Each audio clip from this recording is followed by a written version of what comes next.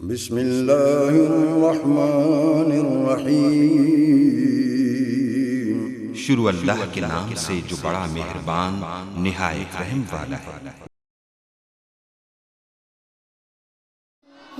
رب کو پیارے رب راضی ہے ناتے، ان رب کو پیارے رب راضی ہے ناتے، ایویں پیر چوم دے اسی اللہ والیاں دے، ان رب کو پیارے رب راضی ہے ناتے، ایویں پیر چوم دے اسی اللہ والیاں دے، ان رب کو پیارے خالق دی کل خدائی اے اناد بادشاہی، خالق دی کل خدائی اے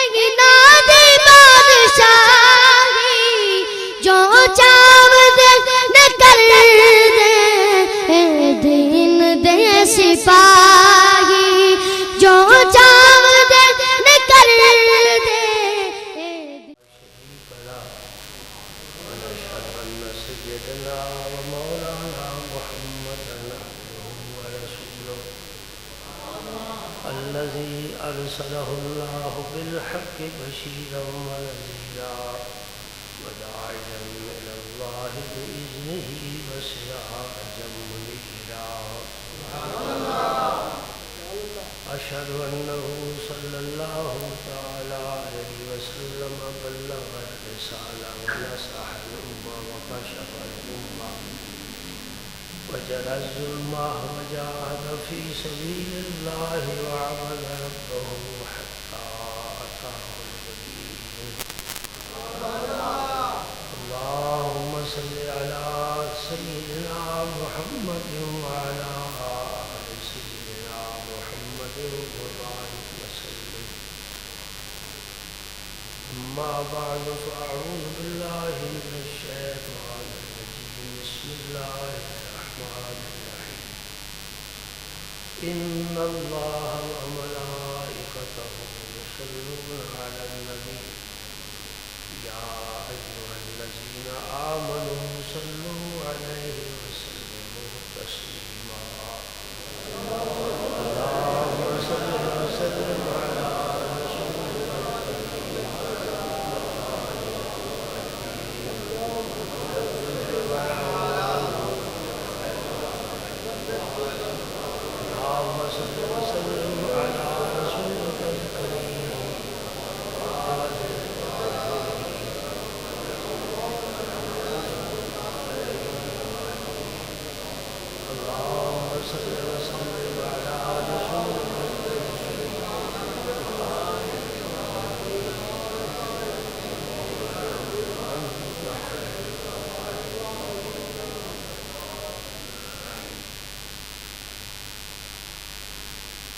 اللہ جل مجدہ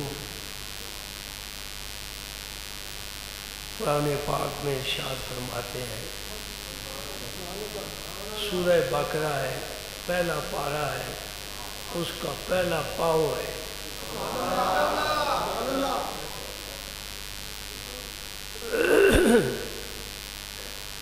وَإِذَا قِيلَ لَهُمْ آمِنُوا كَمَا آمَنَ النَّاسُ قَالُوا أَنُؤْمِنُ كَمَا آمَنَ السُّفَهَاءُ أَلَا إِنَّهُمْ هُمُ السُّفَهَاءُ وَلَكِنْ لَا يَشْعُرُونَ۔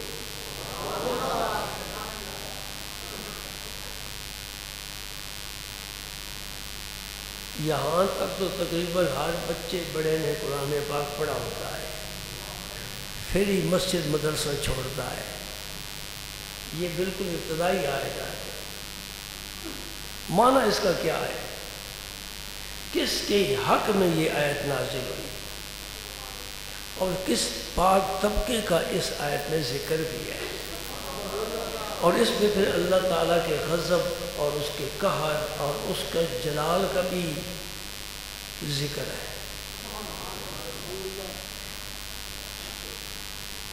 میرے آقا کریم جب اعلان نبوت فرمایا تو 3 گروہ بن گئے، ایک مخلصین، محبین، مؤمنین، یہ طبقہ ہے صحابہ کرام جن کی عزت ہر مومن کے دل میں ہے اور ہونی چاہیے۔ دوسرا طبقہ جنہوں نے صاف انکار کر دیا کہ ہم اس نبی کا کلمہ نہیں پڑھیں گے، وہ مشرکین مکہ، مشرکین عرب۔ یہ پہلا طبقہ پکا مومن، دوسرا طبقہ پکا کافر، نہ ادھر ملاوٹ ہے نہ ادھر ملاوٹ ہے۔ ان کے ایمان میں شرک کی ملاوٹ نہیں، ان کے شرک میں ایمان کی ملاوٹ نہیں۔ وہ خالص کافر، خالص مشرک، خالص بے ایمان، خالص بددیانت، خالص نبی کے دشمن، اللہ کے دشمن، قرآن کے دشمن۔ اور یہ طبقہ خالص مومن، اندر سے، باہر سے، ظاہر سے، باطن سے اللہ کے نبی پر جان دینے والا اور قرآن کا پیغام دنیا کے گوشے گوشے تک پہنچانے والا اور اللہ کے توحید کو ماننے والا۔ نہ جان کی پرواہ ہے، نہ مال کی پرواہ ہے، نہ اولاد کی پرواہ ہے، ہر چیز سے بے نیاز ہو کر نبی سے اس طرح وابستہ ہو گئے۔ کبھی چھلی دیکھو شہد کی، اس کے ساتھ مکھیاں وابستہ ہوتی ہیں۔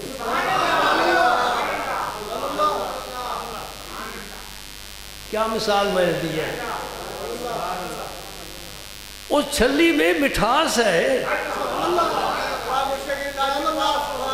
اس چھلی میں کیا چھپا ہوا ہے؟ اور مکھیاں کیوں چومتی ہوئی ہیں؟ اس لیے کہ اس میں مٹھاس ہے، اور صرف مٹھاس نہیں، رب کہتا ہے شفا بھی ہے۔ فی شفاء للناس، شہد میں مٹھاس بھی ہے، شفا بھی ہے، اس لیے چمٹی ہوئی ہیں۔ سبحان اللہ۔ نبی کی ذات میں بھی مٹھاس بھی ہے، شفا بھی۔ میرے آقا جہاں تشریف فرما ہوتے صحابہ حلقہ بنا کر بیٹھ جاتے۔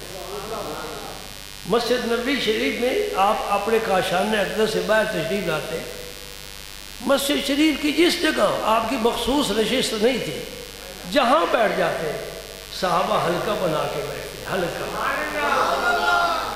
یہ انداز میں نے بزرگوں کے ہاں دیکھا ہے، بزرگوں کے پاس جو لوگ بیٹھتے ہیں حلقہ بنا کے بیٹھتے ہیں۔ اس میں راز کیا ہے؟ اس میں راز یہ ہے کہ نبی کا فیض سب کو برابر پہنچے، برابر تک۔ یعنی خط کھینچو نا، ایک اور دوسرے اور تیسرے اور چوتھے کے، چاروں طرف خط برابر نبی سے نکل رہا ہے، یہ نور کی لائٹیں نکل رہی ہیں۔ سبحان اللہ۔ اور ایک تیسرا طبقہ وہ بد نصیب جنہوں نے دل سے نہیں مانا، زبان سے کلمہ پڑھ لیا ہے، انہیں کیا کہتے ہیں؟ منافقین۔ یہ آیت منافقین کے لیے نازل ہوئی ہے۔ دل سے کلمہ نہیں پڑھتے، زبان سے پڑھتے ہیں، ظاہر اور ہے باطن اور ہے۔ اللہ پاک فرماتے ہیں جب ان منافقین سے کہا جاتا ہے نا کہ ایمان لاؤ جس طرح یہ لوگ ایمان لائے، یعنی صحابہ۔ غور سے سننا، میں نے وعدہ کیا تھا نا، آج میں اس کے نبھانے کی کوشش کر رہا ہوں۔ صحابہ کرام کی عظمت، کیونکہ محرم کے مہینے میں اہل بیت کا ذکر تو ہوتا نہیں، صحابہ پر شب و طعن کیا جاتا ہے، سب و شتم کیا جاتا ہے۔ اس کے لیے بڑے بڑے سے بڑا لفظ بھی اگر استعمال کیا جائے چھوٹا ہے ان لوگوں کے لیے۔ اس لیے جو ابو بکر صدیق اور عمر فاروق کو کہے معاذ اللہ کہ یہ منافق تھے، دائرہ اسلام سے خارج ہو گئے، ہمیں پھر رعایت کرنے کی کیا ضرورت ہے جی؟ اور ہمیں ان کے جنازے میں شامل ہونے کی کیا ضرورت ہے؟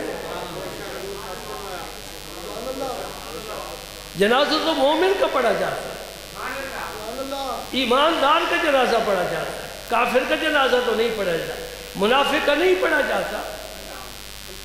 اللہ پاک فرماتے ہیں وَإِذَا قِيلَ لَهُمْ آمِنُوا كَمَا آمَنَ النَّاسُ، منافقوں سے کہا جاتا ہے جس طرح یہ صحابہ ایمان لائے تم بھی ایمان لاؤ۔ وہ جواب کیا دیتے ہیں؟ ان کا جواب بھی اللہ نے ہم تک پہنچا دیا۔ وہ کیا کہتے ہیں؟ أَنُؤْمِنُ كَمَا آمَنَ السُّفَهَاءُ، ہم اس طرح ایمان لائیں جس طرح یہ بے وقوف ایمان لائے۔ صحابہ کو سب سے پہلے گالی دینے والا قرآن بتاتا ہے کہ منافق ہے۔ مسئلہ ذہن نشین کر لو، ہم تاریخ کے حوالے دینے کے عادی نہیں ہیں، اور میرا تو تاریخ پر اعتماد ہی نہیں ہے، اعتماد ہے تو قرآن و حدیث پر اعتماد۔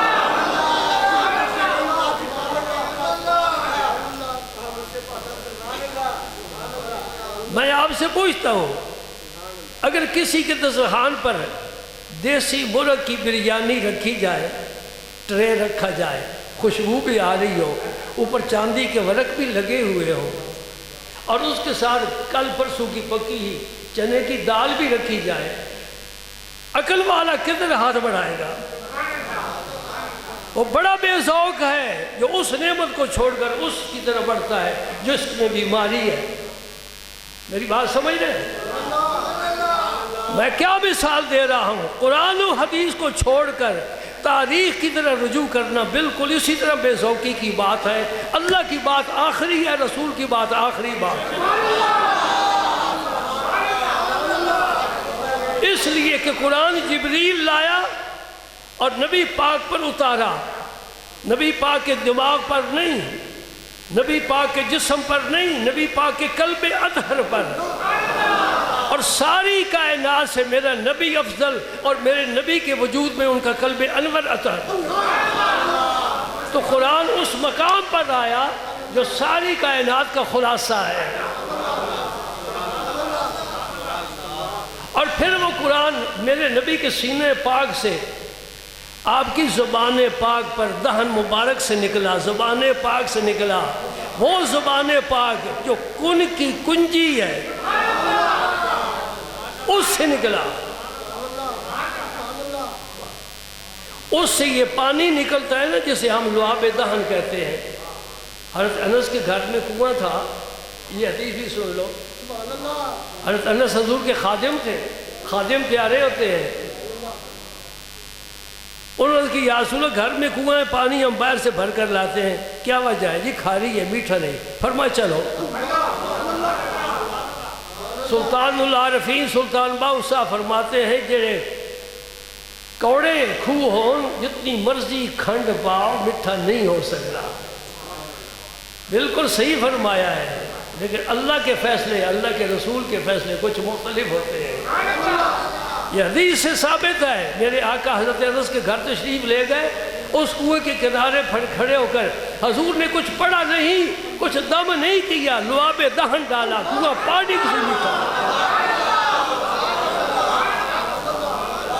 صرف لعاب دہن ڈالا، سارا کنواں میٹھا ہو گیا، اس کی ماہیت بدل گئی، کڑواہٹ کی جگہ مٹھاس آ گئی، اس لیے کہ میٹھا نبی جو آ گیا۔ تو میٹھے نبی کا میٹھا پیغام مومن کے لیے شفا ہے، اس میں اللہ برکت رکھ دیتا ہے۔ سبحان اللہ۔ ان سے کہا گیا کہ ایمان لاؤ جس طرح یہ لوگ ایمان لائے، کہتے ہیں کہ اس طرح ایمان لائے جس طرح بیوقوف ایمان لائے۔ اللہ پاک نے فرمایا اب اللہ کا غضب، قہر، جلال، ہیبت، اللہ، یہ حرف جب آتا ہے نا سوئے ہوئے کو بیدار کرنے کے لیے آتا ہے، غافل کو ہوشیار کرنے کے لیے آتا ہے۔ اللہ کب آیا؟ جب رب نے اپنے دوستوں کا ذکر شروع کیا، الا ان اولیاء اللہ لا خوف علیہم ولا هم یحزنون، اور دنیا والوں تم ان مزار والوں کو کیا سمجھتے ہو؟ تم انہیں بت سمجھتے ہو؟ یہ میرے دوست ہیں، نہ دنیا میں کوئی خوف ہے نہ آخرت میں کوئی خوف ہے۔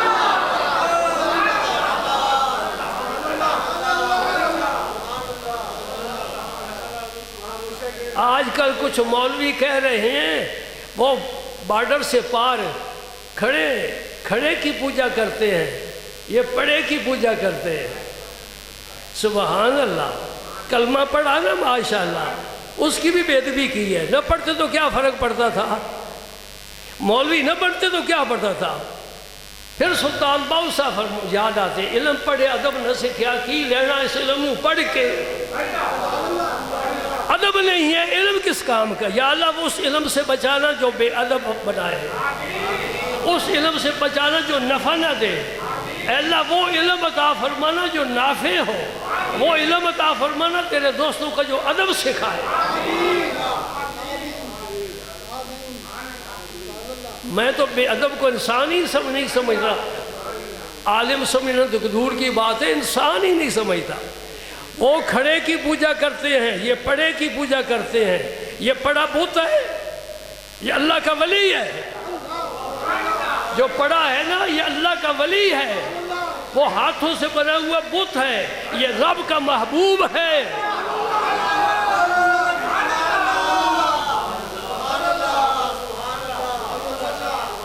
اللہ اکبر۔ باتیں میرے ذہن میں بڑی آتی ہیں، لیکن میں کہتا ہوں موضوع کے مطابق بات ہو جائے تاکہ کچھ ہم اپنے مقصد کے قریب جائیں۔ اب مجھے چاہیے تو نا میں ولیوں کا ذکر کرتا، ولیوں کا ذکر کرتا، لیکن ساری امت کے ولی، ساری امت کے غوث قطب، ساری امت کی ابدال اوتاد، ساری امت کے نجیب نقیب، ساری امت کے عالم حافظ قاری شیخ الحدیث شیخ القرآن زاہد عابد سب جمع ہو جائیں، میرے مصطفیٰ کا چہرہ جس نے محبت سے دیکھا ہے اس کی گرد راہ کو بھی نہیں پہنچ سکتا۔ لہذا ولیوں کا اپنا مقام ہے، اور سب سے افضل طبقہ ولیوں کا صحابہ کرام کا ہے۔ صحابہ سے بڑھ کر کوئی ولی ہوگا؟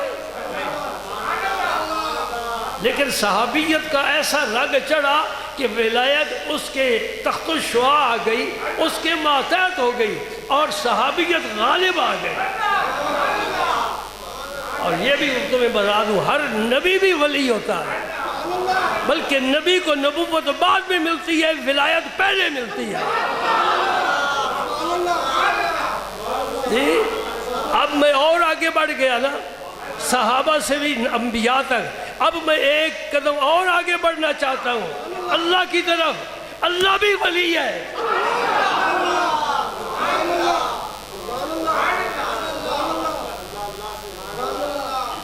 آیت الکرسی پڑھتے ہو؟ پڑھا کرو، آیت الکرسی پڑھا کرو۔ حضور نے فرمایا فرض نماز کے بعد جو آیت الکرسی پڑھے اس کے اور جنت کے درمیان صرف موت رکاوٹ ہے، جو ہی موت کا جھٹکا لگے گا جنت میں چلا جائے۔ اتنی بڑی بشارت ہے۔ یہ آیت الکرسی کوئی معمولی آیت نہیں ہے، اللہ کی توحید ہے اس میں۔ کیسے پڑھتے ہو؟ اللہ لا الہ الا ھو الحی القیوم لا تأخذہ سنۃ ولا نوم لہ ما فی السماوات والارض من ذا الذی یشفع عنده الا بإذنہ۔ پڑھتے جاؤ، یا اللہ ما بین ایدیہم وما خلفہم۔ آگے کیا فرمایا؟ اللہ ولی الذین آمنوا۔ اللہ کے بعد لفظ کس کا آیا؟ ولی کا۔ اللہ ولی الذین، اللہ ایمان والوں کا ولی ہے، ایمان والے اللہ کے ولی ہیں۔ سبحان اللہ۔ مجھے ایک شعر سنانے دو، شعر سنو گے؟ میں مجاز کے رنگ میں کہہ رہا ہوں، وہ ذات بالا تر ہے، میں مجاز کے رنگ میں کہہ رہا ہوں، وہ بالا تر ہے، غیب الغیب ہے، عالم بالا سے بھی بالا ہے، ہم نیچے رہنے والے بات کر رہے ہیں، ایک دوست دوسرے دوست سے کہہ رہا ہے، سنو آنکھوں آنکھوں میں اشارے ہو گئے، تم ہمارے ہم تمہارے ہو گئے۔ اللہ اللہ اللہ سبحان اللہ۔ اللہ فرمائے اللہ انہم حزب الصفاء، ہاں وہی بے وقوف ہے جو میرے نبی کے صحابہ کو بے وقوف کہتے ہیں، ولیکن لا یشعرون، اور اتنے بے شعور ہیں، بے عقل ہیں، بد دماغ ہیں کہ انہیں یہ سمجھ ہی نہیں آتا کہ یہ تو عقل والے ہیں، انہوں نے بڑا بہترین فیصلہ کیا ہے، رب کے نبی سے سودا کر لیا ہے، دنیا ہم تیرے دین کے لیے وقف کرتے ہیں، آخر تو ہمیں عطا فرما دے۔ ان اللہ اشتری من المؤمنین انفسهم واموالهم بان لهم الجنہ، نبی کی وساطت سے رب نے سودا کیا ہے، تم اپنی جانیں مجھے دے دو، مال بھی مجھے دے دو، جب مجھے ضرورت محسوس ہو میرے دین پر مال خرچ کرنا، جب ضرورت محسوس ہو میرے دین پر جان بھی خرچ کرنا، میں وعدہ کرتا ہوں تمہیں میں جنت عطا فرماؤں گا۔ عقل والا کون ہوا؟ جس نے کھوٹی دنیا کو چھوڑ کر کھرا سودا لے لیا، مونگ پھلی کلو دے کر کلو چلغوزے لے لیے۔ اب فروٹ کھاتے ہو نا، کوئی سمجھتے ہو مونگ پھلی اور چلغوزے میں کوئی فرق ہے کہ نہیں؟ یہ کس بھاؤ ملتا ہے، وہ کس بھاؤ ملتا ہے، اس میں کتنے وٹامن ہے، اس میں کتنے وٹامن ہے۔ اللہ اللہ اللہ اللہ، صرف ہم نہیں کھاتے، تم ہم سے زیادہ کھاتے ہو۔ صحت دیکھ لو، زیادہ کھانے والا کون ہے؟ صحت بتاتی ہے نا۔ اللہ اللہ فرمایا الا انہم هم الصفاء، یہ بے وقوف ہے، منافق۔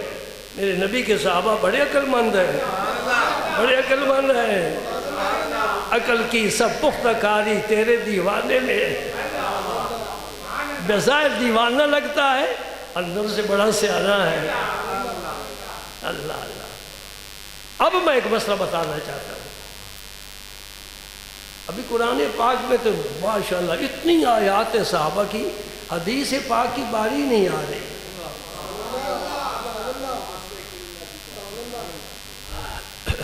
صحابہ نے کیوں جواب نہیں دیا؟ منافقین نے صحابہ کو جو بے وقوف کہا ہے، تو صحابہ نے کیوں نہیں جواب دیا؟ کسی صحابی نے نہیں کہا کہ تم بے وقوف ہو، کسی صحابی نے نہیں کہا۔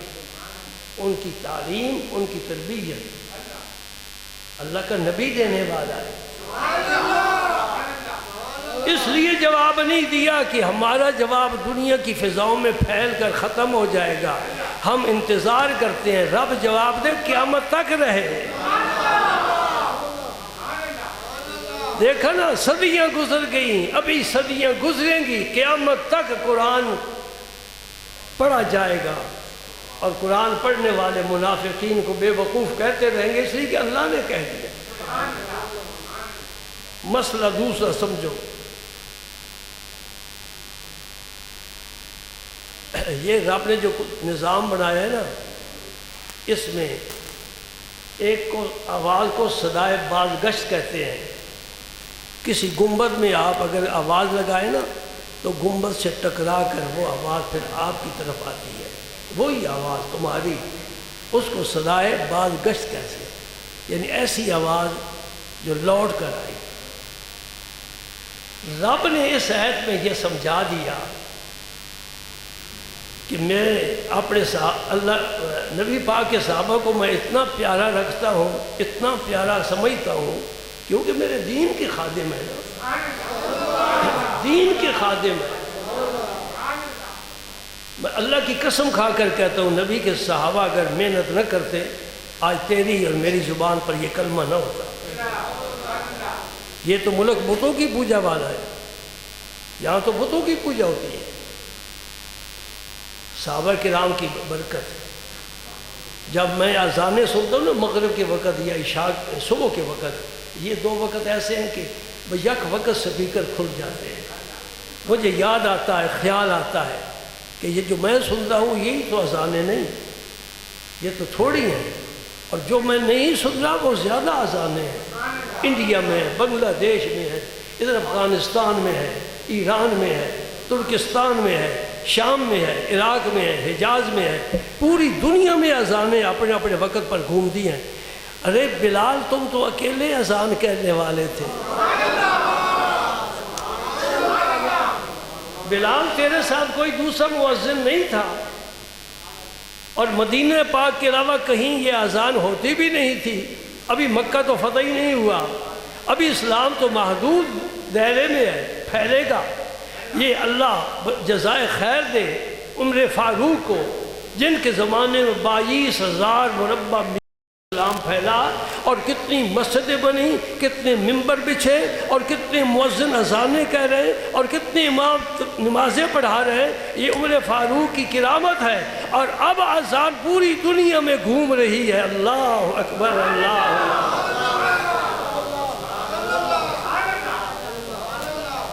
یہ اللہ کی شان دیکھو، ادھر سے سورج طلوع ہوتا ہے، یوں سفر جاری کرتا کرتا آگے چلا جاتا ہے، تو اس کے ساتھ ساتھ وقت بدلتے چلے جاتے ہیں، وقت بدلتے چلے جاتے ہیں، اللہ کا ذکر پھر بیدار ہوتا چلا جاتا ہے۔ اب انڈیا والے جمعہ پڑھ کر فارغ ہو گئے، اب ہمارے ہاں پاکستان میں ہر مسجد میں ذکر ہو رہا ہے، ہر مسجد میں ذکر ہو رہا ہے۔ ادھر سے جب ہم فارغ ہوں گے تو افغانستان والے وضو کر کے بیٹھے ہوں گے، وہاں اللہ کا ذکر ہوگا، وہاں سے آگے چلیں گے ایران والے بیٹھے ہوں گے، یعنی پوری دنیا میں اشہد ان محمد رسول اللہ گونج رہا ہے۔ اور کتنے درود پڑھنے والے، ایک سو رہا ہے، ایک جاگ رہا ہے، ایک جاگ رہا ہے، وہ سونے والا پڑھ کر سو گیا، جاگنے والا پھر پڑھ رہے اللہم صلی علی محمد وعلی آل محمد وبارک وسلم۔ اس لیے رب نے فرمایا وَرَفَعْنَا لَكَ ذِكْرَكَ، میرے حبیب میں نے تیرے لیے تیرے ذکر کو بلند کر دیا ہے۔ سبحان اللہ، پوری روح زمین پر میرے اللہ کا، میرے نبی کا ذکر ہو رہا ہے، کوئی حمد و بیان کر رہا ہے، کوئی درود پاک بھیج رہا ہے، کوئی تلاوت کر رہا ہے، کوئی نفل پڑھ رہا ہے، کوئی دعا مانگ رہا ہے، کوئی کچھ نہیں کر رہا، صرف آنسو ہی بہا رہا ہے۔ ہم محدود دیکھنے والے ہیں، اگر ہم وسیع نظر کے ساتھ دیکھیں، اس گلشن جو ہے یہ پھولوں سے بھرا ہوا ہے، ہر پھول کی اپنی خوشبو ہے۔ گویا اللہ پاک نے یہ بتا دیا کہ میرے نبی کے صحابہ کو جو بھی کچھ کہے گا وہی لوٹ کر اس کی طرف آئے گا۔ بات سمجھے نہیں سمجھے؟ میں اور پھر وضاحت کرتا ہوں۔ جو میرے نبی کے صحابی کو منافق کہے گا، آواز آئے گی کہ تو منافق، جو کہے گا مرتد، آواز آئے گی تو مرتد، جو کہے گا رضی اللہ عنہ کہے گا راضی اللہ عنہ، تجھ سے بھی اللہ راضی ہو۔ جو صحابہ کے لیے یہ دعا مانگے گا اللہ ان سے راضی ہو، اللہ پاک کی طرف سے آواز آئے گی اللہ تجھ سے بھی راضی ہو۔ اب یہ فیصلہ اس نے کرنا ہے کہ رب سے کیا لینا ہے، غضب لینا ہے، رحمت لینی ہے، جو کچھ لینا ہے صحابہ کو وہی کہتا جا۔ یہ صدائے باز گشت ہے، آئے گی اس گنبد پاک سے آواز آئے گی۔ اگر کہتے ہیں منافق تھے، اللہ کہے گا تو منافق تو، وہ کہے گا ظالم تھے، اللہ کہے گا ظالم تو، وہ کہے گا عادل تھے، اللہ کے عادل تو، وہ کہے گا بڑے پرہیزگار نیک تھے، دین پر مر مٹنے والے تھے، اللہ پاک ہے تیرے کلمات میں نے پسند کر لیے، میں نے تیرے درجے بڑھا دیے۔ چاند کی طرف منہ کر کے کوئی تھوکتا ہے، چاند کی طرف منہ کر کے کوئی تھوکتا ہے، وہ تھوک کدھر آئے گی واپس؟ چاند کا کیا بگڑا؟ چاند کا کیا بگڑا؟ تو گھر میں بیٹھ کر گلاب کے پھول کی بدخوئی کرے، چنبیلی کی متعلق ہے کہ اس میں تو خوشبو ہے ہی نہیں، اس کا تو رنگ ہی کالا ہے، تو جو مرضی کہتا رہے، رب نے جو حسن دیا ہے، جو خوشبو دی ہے، وہ چھین نہیں سکتا۔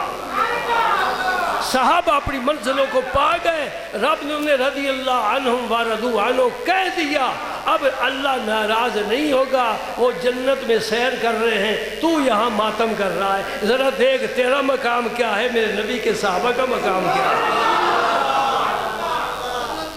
سنا نہیں ہے کہ رسول پاک نے شب معراج جنت کی جب سیر کی، واپس آ کر بتایا حضرت عمر فاروق کو کہ وہاں میں نے ایک محل دیکھا، میں نے جبریل سے پوچھا جبریل یہ کس کا محل ہے؟ کہ حضور یہ عمر کا محل ہے، عمر فاروق کا محل ہے۔ حضور فرماتے ہیں میں نے اس کے سین میں ایک حور کو وضو کرتے ہوئے دیکھا، اے عمر مجھے تیری غیرت یاد آئی ورنہ میں اندر جا کر سب سیر کرتا، تیری غیرت یاد آئی۔ بڑا عجیب جملہ ہے، بہت دعوت دینے والا ہے۔ کہاں عمر، کہاں جنت، کہاں ان کی بیوی اور کہاں حور؟ نبی پاک ہے، نبی پاک ہے۔ عمر غیرت والا ہے، میں تیرے محل میں نہیں داخل ہوا، مجھے پتہ ہے عمر بڑی غیرت والا ہے۔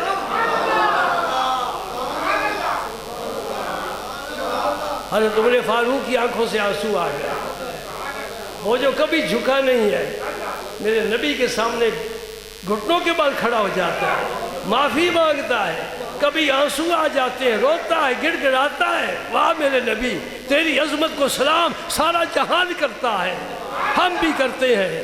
اللہ اکبر، عرض کرتے ہیں یا رسول اللہ آپ کے متعلق میں غیرت کھا سکتا ہوں؟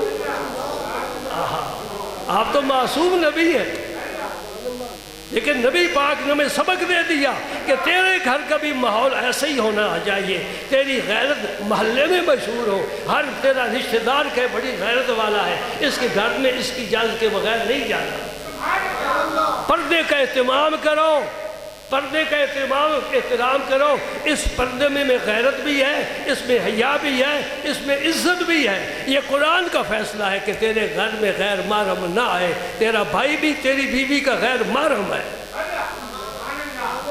تو اپنی سالی کا غیر محرم ہے، تو اس کے پاس نہیں بیٹھ سکتا۔ نہیں سمجھ رہے؟ یہ مسائل تو کوئی بتاتا ہی نہیں، کوئی سنتا ہی نہیں، کوئی سنتا ہے تو عمل کوئی نہیں کرتا، یوں ہی گھنٹی دے کر آ گئے اندر۔ اجازت طلب، لا تدخلوا بیوتا غیر بیوتکم حتی تستانسوا وتسلموا علی اہلہا، کسی غیر کے گھر میں نہ داخل ہو جب تک اجازت طلب نہ کر لو، اور السلام علیکم کہو، اجازت ملے تو پھر اندر جاؤ۔ نبی پاک صلی اللہ علیہ وسلم سے پوچھا گیا یا رسول اللہ یہ دیور کے متعلق آپ کیا فرماتے ہو؟ دیور کسے کہتے ہو؟ چھوٹے بھائی کو۔ یہ تو گھر عام آتا جاتا ہے، چھوٹا ہے نا، نابالغ ہے تو 1000 دفعہ آئے، کھانا کھائے، آرام کرنا چاہے کمرے میں آرام کرے، یہ تو بچہ ہے۔ جب بالغ ہو جائے، اللہ کے رسول نے فرمایا تو دیور کے بارے پوچھتا ہے، یہ تو موت ہے۔ کیا فرمایا؟ کان کھول کر سنو، فرمایا تیرا چھوٹا بھائی تیری بیوی کے لیے موت ہے، اسے گھر میں نہیں داخل ہونا چاہیے۔ یہ دیواریں قائم کرو، پردے کی، عزت کی، شرافت کی، غیرت کی، حیا کی۔ یہ مومن کا ورثہ ہے، ہمارے ہاتھوں سے نکل گیا۔ یورپ کی تہذیب نے ہمیں بے حیا کر دیا ہے، انگریز آیا اس نے ہم سے سب کچھ چھینا اور لے کر چلا گیا، ہم خالی بیٹھے ہیں صرف نمازیں پڑھنے کے لیے۔ یہ کیسی نمازیں ہیں؟ گھر میں بھی دین کا نظام ہو، گھر میں بھی قرآن کا پیغام ہو، گھر میں بھی رسول اللہ کا فرمان ہو۔ پھر مجھے آج یہ بھی کہنے دو، میں انشاءاللہ اگلے جمعے صحابہ کے مزید فضائل بیان کروں گا، آج تو صرف ایک آیت بیان کی ہے نا، آدھ گھنٹہ اسی کی نظر ہو گیا۔ ایک بات میں کہنا چاہتا ہوں، نبی پاک صلی اللہ علیہ وسلم کے پاس آپ کے ازواج مطہرات بیٹھے تھے، ایک نابینا صحابی تھے ابن ام مکتوم ان کا اسم مبارک، سبحان اللہ، بہت پیارا قرآن پاک پڑھتے تھے، ہر صحابی پیارا قرآن پڑھتا تھا۔ عبداللہ ابن مسعود، حضور نے فرمایا جس نے قرآن پڑھنا سیکھا ہو عبداللہ ابن مسعود سے سیکھو۔ امام اعظم نے ان سے ہی سارا علم لیا ہے۔ احناف کا پیشوا علم میں مقتدا کون ہے؟ عبداللہ ابن مسعود رضی اللہ تعالی عنہ، جو اگرچہ قد میں زیادہ اونچا نہیں تھا قد آپ کا، لیکن حضور فرماتے تھے یہ علم کا تھیلا ہے۔ یہ علم کا تھیلا امام اعظم کے ہاتھ لگا، امام اعظم نے اس میں سے مسائل نکال کر پوری امت میں پھیلا دیے، اور اس بر صغیر پاک و ہند میں حنفی مسلک لانے والا داتا علی اجمیری ہے۔ آپ حنفی ہیں، امام اعظم کے مقلد ہیں، یہاں میں نہیں پیدا ہوئے، یہ افغانستان ادھر سے آئے ہیں۔ اس کا مطلب ہے کہ احناف کا ماشاءاللہ حلقہ بڑا وسیع ہے، سب حنفی ہے۔ تو میں کیا کر رہا ہوں، وہ صحابی آ گئے، ان اجازت طلب کی، حضور نے ازواج مطہرات سے فرمایا پردے میں ہو جاؤ۔ عرض کرتی ہیں یا رسول اللہ وہ تو نابینا ہے۔ بات تو ٹھیک ہے دی نا، یعنی اسے تو ہم نظر نہیں آئیں گی، آ کر بیٹھ جائے۔ وہاں پیارے نبی کیسی پیاری تعلیم دیتا ہے۔ حضور نے فرمایا وہ نابینا ہے، تم تو نہیں ہو نا۔ یعنی یہ نہیں کہ مرد ہی عورت کو نہ دیکھے، عورت بھی مرد کو نہ دیکھے۔ اور جو برقعے پہنتی ہیں اللہ بہتر جانتا ہے، انہیں حکم یہ ہے کہ کل للمومنات یغضضن من ابصارہن ویحفظن من فروجہن۔ نبی پاک عورتوں کو بھی کہہ دو، مردوں کو بھی کہہ دو، نگاہیں جھکا کر چلا کرو، نگاہیں جھکا کر۔ اور کبھی رات کو سفر کرتے ہیں نا تو گاڑی والا سامنے سے گاڑی دیکھتا ہے تو پھر لائٹ ڈم کر لیتا ہے۔ مجھے اس وقت قرآن کی یہ عہد یاد آتی ہے، یہ ڈم کیوں کی ہے؟ ہر کلمہ پڑھنے والا اور ہر کلمہ پڑھنے والی جب آمنے سامنے ہو یہ لائٹیں فوراً ڈم ہو جائیں اور گزر جاؤ۔ کیا دین کا پیارا نظام ہے۔ یہ ساری خرابی یہ کیمرہ کرتا ہے، یہ تصویر کھینچ کر دل میں اتارتا ہے۔ وہاں شیطان بیٹھا ہے، وہ تصویر کو خوب بناتا ہے، پھر اپنی بیوی اچھی نہیں لگتی، وہ چہرہ اچھا لگتا ہے۔ یہ شیطان کی کارگزاری ہے۔ پھر فون پر رابطے شروع ہو جاتے ہیں، پھر شیطان بڑھتا چلا جاتا ہے، پھر وہ کام ہو جاتے ہیں جن پر اللہ کا غضب نازل ہوتا ہے۔ ابتدا کہاں سے ہوئی؟ دیکھنے سے ہوئی، بات کرنے سے ہوئی۔ اللہ اکبر۔ تو میں یہ بات کہنا چاہتا ہوں، جن کے گھروں میں ٹی وی چلتے ہیں، مجبوری ہے تمہاری، چلاؤ، جتنا ثواب ملتا ہے اکٹھا کر لو، جتنا ٹی وی سے فیض ملتا ہے پالو۔ ولیوں سے تو اب کوئی فیض لیتا نہیں، صالحین کے پاس تو کوئی جاتا نہیں، اللہ والوں کی مجلس میں تو بیٹھنا اب ہمارے پاس ٹائم ہی نہیں۔ ٹی وی پر بیٹھیں گے، اور ٹی وی آپ کو اگر قرآن کا سبق یاد کراتا ہے، حدیثیں یاد کراتا ہے تو بڑی خوشی سے کرو، بڑا فیض ملے گا۔ میں تو بلکہ چاہتا ہوں وصیت کر کے جاؤ کہ میری قبر میں بھی ٹی وی رکھ دینا اور کنیکشن کر دینا تاکہ مجھے تنہائی محسوس نہ ہو۔ واہ بھئی واہ، کلمہ محمد مصطفیٰ کا پڑا ہے اور سارا کلچر تمہارا بے ایمانوں کا ہے۔ یہ کیسا دین ہے؟ کیوں نہیں جرأت کرتے؟ کیا صحابہ کے گھروں میں یہ ہوتا تھا؟ تابعین کے تبع تابعین، اولیاء کاملین، علماء اور صالحین۔ آج بھی علماء کے گھروں میں یہ نہیں ہے، الحمدللہ۔ میں اسی کو عالم سمجھتا ہوں۔ تو جب تصویر سامنے آتی ہے تو وہ محرم تو نہیں ہوتا، غیر محرم کی آتی ہے۔ اور کئی قسم کے لوگ آتے ہیں، خواتین دیکھتی ہیں، جی نیت کہیں خراب ہو سکتی ہے کہ نہیں ہو سکتی؟ شیطان کے پاس بیٹھا ہوا ہے۔ بچ سکتے ہو تو بچو، نہیں بچ سکتے تو بالکل نہ بچو، بالکل نہ بچو۔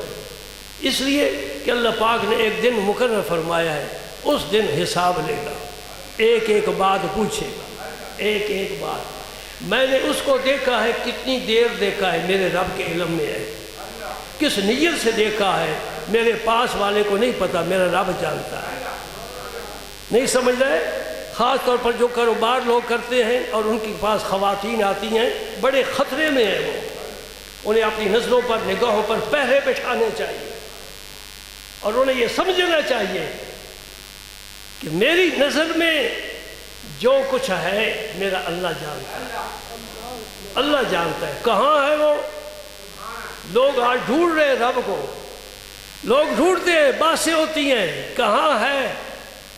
وہ فرماتے ہیں وَهُوَ مَعَكُمْ أَيْنَمَا كُنْتُمْ، تم جہاں بھی ہو رب تمہارے ساتھ ہے۔ نحن اقرب الیہ من حبل الورید، تیری شاہ رگ سے بھی اللہ فرماتا میں زیادہ تیرے قریب ہوں۔ ہاں کاش یہ میری بات سمجھتے، یہ بات میری ذہن نشین رکھو۔ میں نے کسی کو دیکھا، کتنی دیر دیکھا، کس نیت سے دیکھا، اللہ کے علم میں، اس کے فرشتوں نے لکھ لیا قیامت کو نامہ اعمال کھول کر سامنے رکھ لیا، بالکل یاد آ جائے گا، بالکل یاد آئے گا کس کو فون کیا، فون پر کیا بات کی، اچھی کی بری کی، اللہ پاک جانتا ہے، فرشتے لکھ لیں گے، قیامت کو سامنے آ جائے گا۔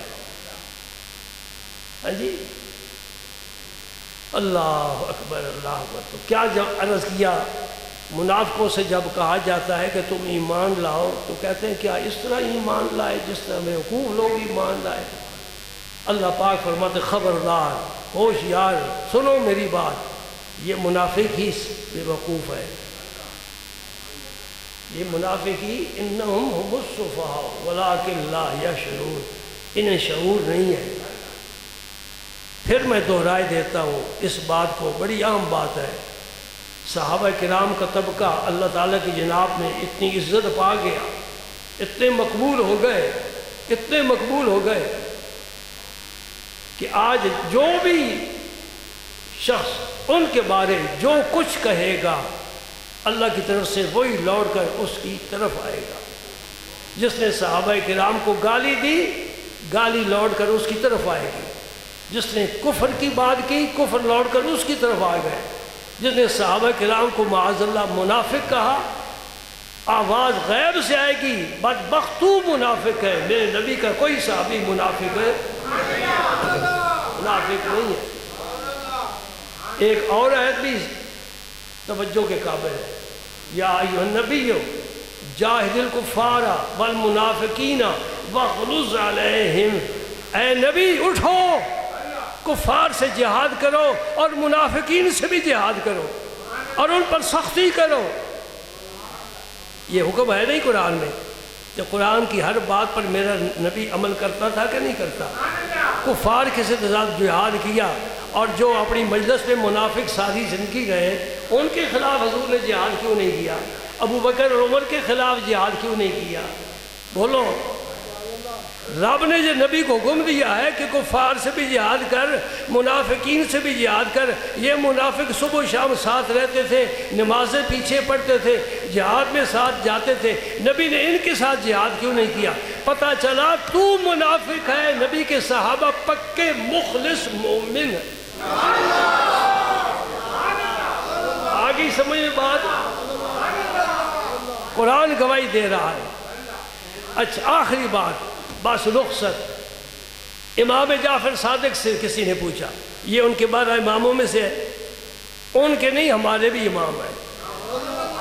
امام جعفر صادق ہمارے امام اعظم کے استاذ ہیں، ان کے والد گرامی امام محمد باقر وہ بھی امام اعظم کے استاذ ہیں۔ امام اعظم بنے تب جب ائمہ اہل بیت سے علمی استفادہ، روحانی استفادہ کیا ہے۔ یہ نعمت کسی اور امام کو حاصل نہیں ہوئی، اس لیے کوئی اور اعظم نہیں، صرف ہمارا امام بھی امام اعظم ہے۔ امام جعفر صادق سے پڑھا، امام محمد باقر سے پڑھا، تو امام جعفر صادق سے کسی نے پوچھا جناب حضور کی بارگاہ میں ابو بکر اور عمر کا کیا مقام تھا آپ کی زندگی میں؟ جی پہلے میں اپنی بات کہہ لوں، پھر امام صاحب کی بات کہتا ہوں، کیونکہ وہ بڑی بات ہے نا، وہ اوپر آنی چاہیے۔ میں اپنی بات کہتا ہوں، نبی کریم صلی اللہ علیہ وسلم جب نماز پڑھانے کے لیے تشریف لاتے تھے نا مسجد شریف میں، صحیح حدیث میں آتا ہے صحابہ منتظر ہوتے تھے، کوئی صحابی نظر اٹھا کر حضور کو دیکھنے کی جرت نہیں کرتا تھا، سب کی نگاہیں جھکی ہوتی تھی سوائے ان دو کے، سوائے ان دو کے۔ یہ دونوں حضور کو دیکھتے تھے۔ حدیث میں کیا آتا ہے؟ یتبسم الیہما و یتبسمان الیہ، یعنی نبی پاک ان کو دیکھ کر مسکراتے، یہ حضور کو دیکھ کر مسکراتے، مسکراہٹوں کا تبادلہ ہوتا، یہ محبت کی علامت ہے۔ سبحان اللہ۔ ان کی نگاہیں گر جاتی ہیں تو وہ کہہ رہی ہیں اے اللہ کے نبی ہماری نسلیں کب سے پیاسی ہیں، ہم انتظار میں ہیں۔ وہ انہیں دیکھتے فرماتے مجھے بھی تمہاری انتظار کا پتہ ہے، میں آ گئی ہوں تمہاری انتظار مٹانے کے لیے۔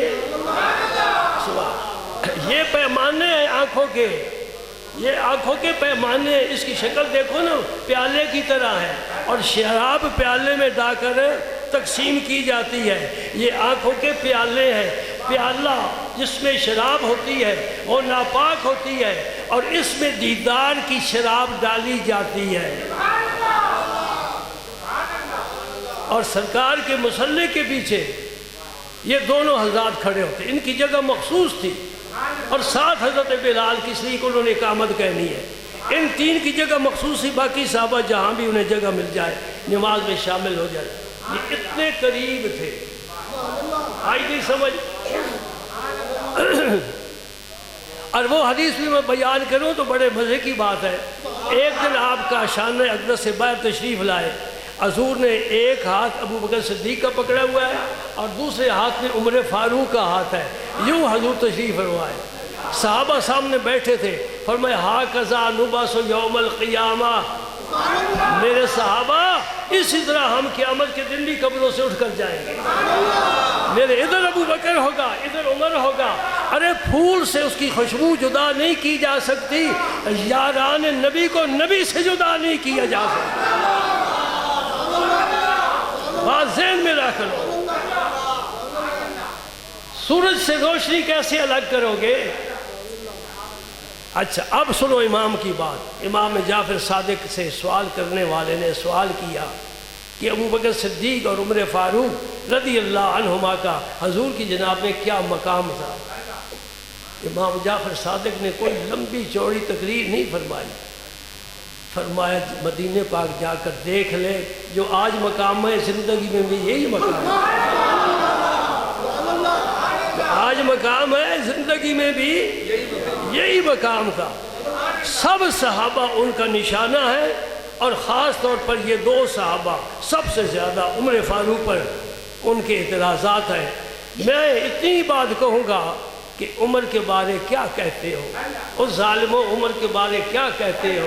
عمر خود تو آیا ہی نہیں، نبی نے بلایا ہے۔ واحد صحابہ کی جماعت میں عمر ایک ایسا عمر شخص ہے جس کے لیے اللہ کے نبی نے دعا فرمائی، یا اللہ اسے میرا بنا دے۔ رب نے کہا میں تجھے اس کو تیرا بنا دوں۔ عمر فاروق کو اللہ کے نبی نے مانگ کر لیا ہے۔ اب میں تو بولتا جاؤں گا، لیکن گڑھا جو ہے گڑھا یہ آگے چلا گیا۔ وآخر دعوانا